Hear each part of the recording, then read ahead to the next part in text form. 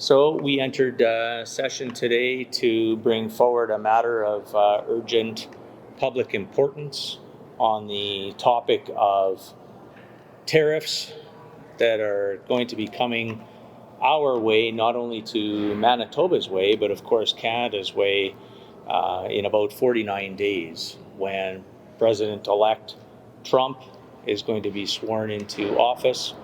And he has verified with his meeting with Prime Minister Trudeau that these tariffs will be coming. And so we felt it was our duty as opposition members here in the Manitoba legislature to ask questions, to have a debate with this government, the Kinew government. It's tough, we know, today to make ends meet. We have crime rising, we have people getting stabbed, we have retail theft happening. What is going to happen when these tariffs get imposed on Canadians and Manitobans?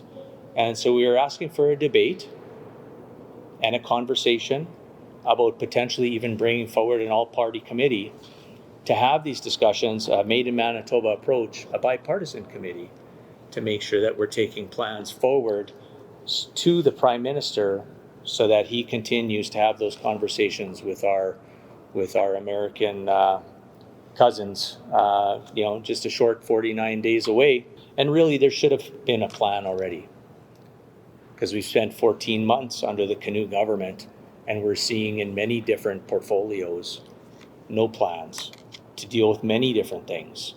And now this is on the table, and what the Premier continues to do is point fingers to the Prime Minister instead of actually coming up with a plan to help Manitobans. We did raise a matter of urgent public importance in the House today that we hoped that would be debated. I think every single Manitoban and every single Canadian is nervous about what the impacts that these 25% tariffs are going to have on our province as individuals and on our country come January 20th. This is why we believe that this is a nonpartisan issue here in Manitoba. We need a Team Canada effort, but we also need a Team Manitoba effort. This is going to impact tens of thousands of jobs in Manitoba. It's going to increase our inflation, increase costs of living, and also weaken our Canadian dollar. As we all know, our Canadian-US supply chain is highly integrated. Products that are manufactured here get sent down to the US for further manufacturing, then comes back up here, back down to the US, and so forth. And so just with our highly integrated supply chain, this is going to have devastating effects for our economy. We also know that often retaliatory tariffs can also have negative consequences. And this is why we need individuals from both political parties that represent all areas of the province to come together to really understand what these impacts are going to be in Manitoba, and also to help propose a plan to Trudeau. So when he does go down to the US, and we all know that Trump in the past has negotiated on a sector by sector basis, and he even made some of those comments earlier this weekend, that we need to understand what that's going to look for our sectors in Manitoba. And really this is going to require an all-party approach so that we can take those proposals to Trudeau so then he can advocate for Team Canada. And we know that our interests here in Manitoba are being advocated for properly and effectively. I spent over 27 years in the agriculture business. I've seen how volatile that business can be. I've seen what it means to Manitoba, the impact that it can have. I've worked with people like the Richardson Pioneer, Parrish and Heimbecker, Patterson Grain, just to name a few that employ thousands and thousands of people. This proposed 25% tariff will cause an economic tsunami like we have never seen before. And as Mrs. Stone and Leader Ewasko have said before, this is a nonpartisan issue. This is an issue that is important to Manitoba, but the other side of the coin that we have coming at us right now as well too is an increase in the carbon tax coming in April, which will also do that to us. We look at the amount of money that People like Richardson Pioneer spent in the canola crushing business to create canola oil.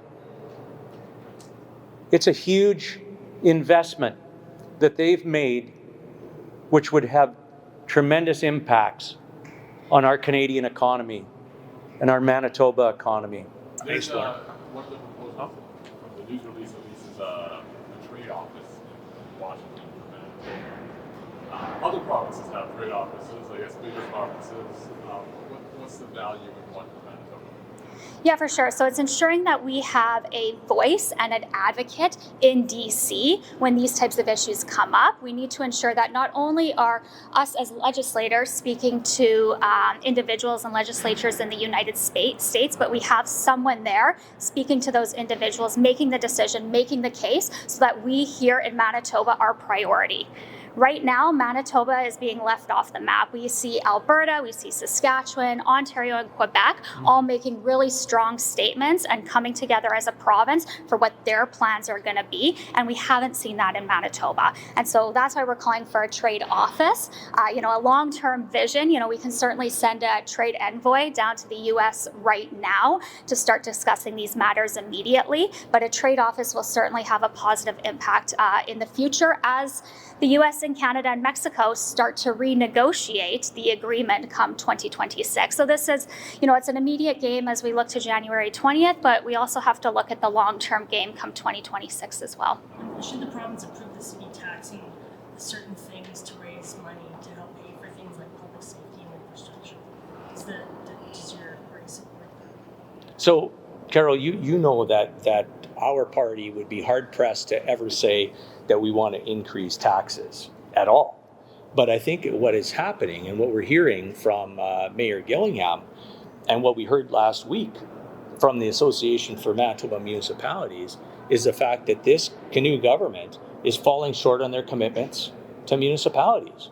And that's to pay for many different things that municipalities have to take on themselves. So, we've seen the Building Sustainable Communities Fund cut in half. We've seen the Green Team's funding cut by $4.1 million. All in all, what Manitobans are not hearing and not seeing, and we're shedding light on it, is that this Kinew government has inherited almost $1 billion in increased transfer payments from the federal government. Almost $1 billion. That's a 24% increase. And what we're seeing to municipalities is now less than 0%. If, in addition to that, you take into account the NDP's cut to the Arts, Culture, and Heritage program, which was $100 million over 2 years. So, you know what? Drastic times is drastic measures, and it looks like Mayor Gillingham is making some of those decisions. And I would really appreciate to see if the Premier would come out here and actually answer some questions, because he's not answering any questions in the chamber. Today in question period, your caucus asked a number of different questions on different topics, and every question was met with, something along the lines of, do you say their names? Do you support the landfill search now? How do you respond to that? Like, what has the opposition? Why hasn't the opposition said the names of our city's migrant and Morgan Harris in the House? That's do you support the landfill search now? So I think, Carol, some of the information that the Premier and some of his ministers have brought forward are another sign that this government, the Kinew government, is more divisive than we've ever seen before. I think in regards to Ms. Harris and Ms. Myron, I think every Manitoban wants to make sure that there are things being put into place so that tragedy doesn't happen again. The condolences absolutely go out to the Harris and Myron and Contois family, and of course the fourth, which is Buffalo Woman, their families, and to try to bring that closure. But in the same time, we're actually asking questions in question period, very important topics to Manitobans that will help to prevent some of these things into the future so that this does not happen again. And the Premier and his ministers are coming forward with absolutely no plans on how to prevent this from happening in the future. So does your caucus support the landfill search? I'm hoping, Carol, that the landfill search is going to bring closure for the families. And I think that's the number one thing that everybody's hoping, that as the Premier has embarked on searching the landfill, I hope it does bring some closure. But in addition to that, that's why we're asking questions on crime and safety. That's why we're asking questions on education. That's why we're asking questions on health. And we're not hearing any answers as to plans.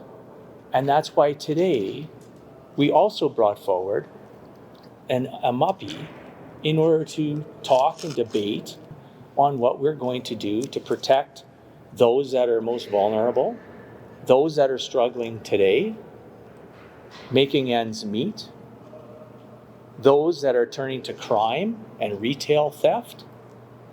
What are we doing to ensure that in 49 days from now, if these tariffs get imposed on Canadians and Manitoba, how are we protecting those social aspects that we struggle with on a day-to-day basis today? Never mind what's going to happen in 49 days from now, whether that's agriculture, finance, healthcare, education. These are real concerns by not only Manitobans, but to Canadians, and we need a plan. That right now, there is no plan.